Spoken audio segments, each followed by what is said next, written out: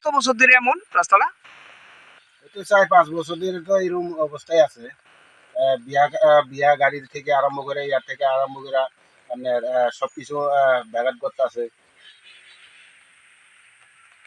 তুই আপনারা মানে জানাইছেন না পঞ্চায়েতে ইগাতে? জানানো হয়েছে, তারপরে অনেকবার জানানো হয়েছে। অনেকবার, কিন্তু কাজ করতেছে না তো।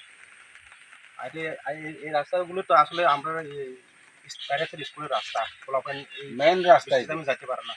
তারপরে স্কুল বন্ধ করে থাকতে হয় পোলাপানে, রেশন সব ওইদিকে আছে। আমরা চাল নিয়ে আইলে এখানে অনেকজন এই চালের বস্তা নিয়ে পড়ে যায় এখানে, হাত পা ভাঙছে। হাত পা ভাঙছে অনেকে। আরে আমরা জানানো হয়েছে অনেকবার সরকারের কাছে বা ডক্টরের কাছে, কিন্তু এটা রাস্তাটা ওখানে ঠিক করেনি। আপনারা কি চাইতেছেন? আমরা চাইতেছি এখন আমরা এই রাস্তাটা ঠিক করে রাস্তাটা মেরামত হোক। সরকারের কাছে দাবি রাখছি।